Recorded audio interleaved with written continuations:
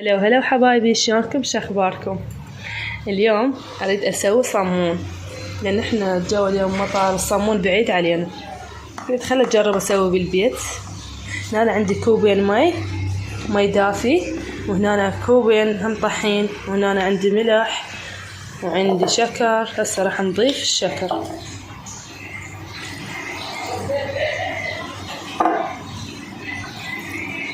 اثنين شكر.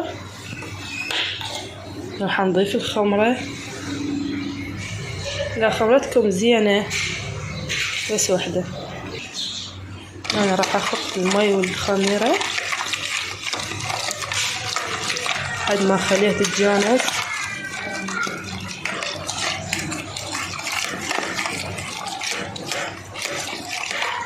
طبعا خليها شوية. نضيف الطحين بالتدريج.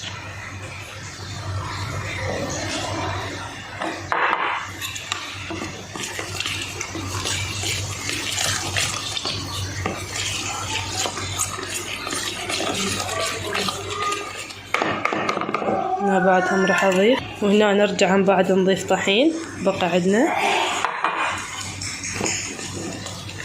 بنخلط.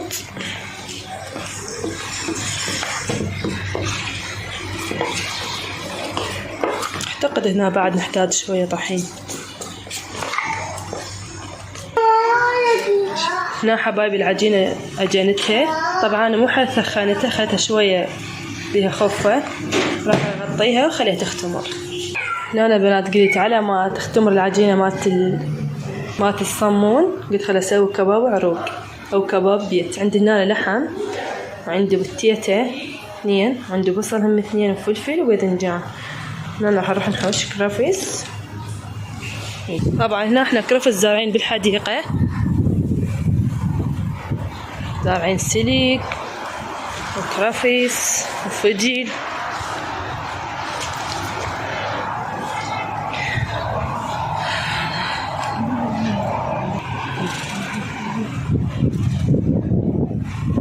ما نحتاج هو كرفس شوية، لأن هي اللحم حاطيله كرفس. هنا راح نثرم دن الخضارات، التيتة والفلفل. ارجع لكم. هنا طبعا ثرمت الحشو. عندي هنا بهارات مشكل وسماق، عندي ملح. نضيف اللحم، نضيف البهارات، نضيف ملح. عندي هنا نص كوب طحين مدعجن بيه. راح اعجنها وارجع لكم.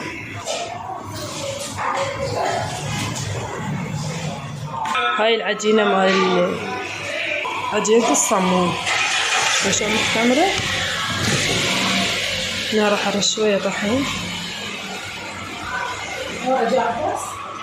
هنا العجينة هيك سويتها، وراح اقطعها.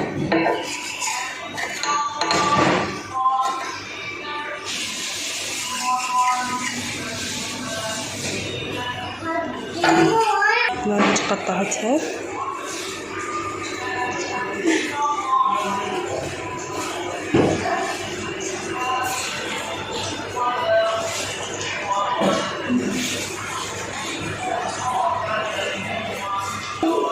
يا بابا يا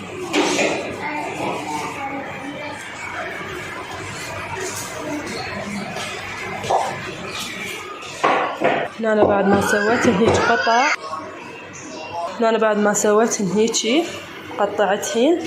راح اخلي العجينة شوية ترتاح. راح اغطيهن بوصلة نظيفة لحد ما شوية يرتاحن.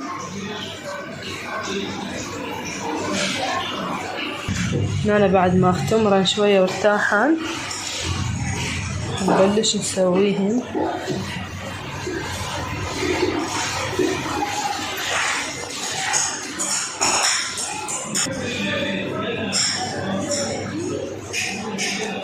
طبعا الصينية خلت لها شوية زيت.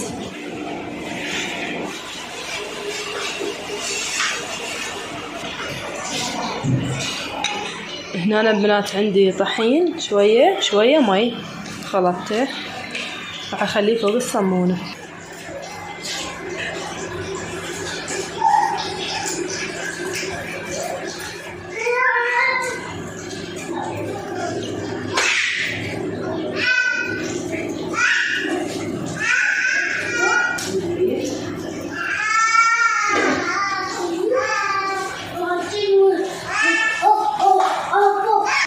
هنا بنات اسويها وياكم.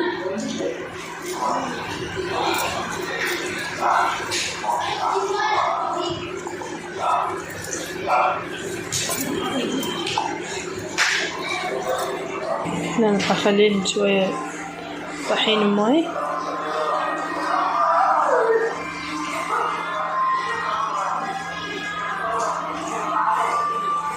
طبعا هذا بدون سمسم.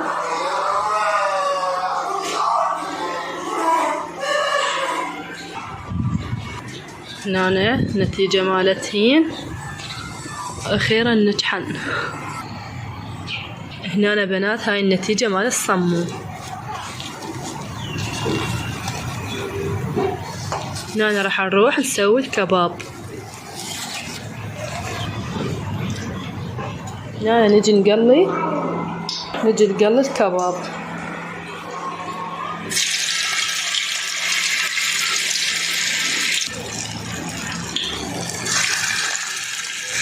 هنا حبايبي هاي طريقة الكباب كتملت عندنا.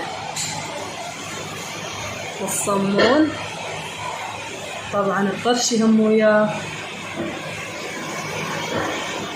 كمل عندنا الكباب، كباب عروق والصمون، وهذا الطرشي لازم طرشي وياه. ان شاء الله سهمكم العافية ويعجبكم هذا الفيديو. باي باي، نشوفكم بخير والسلامة.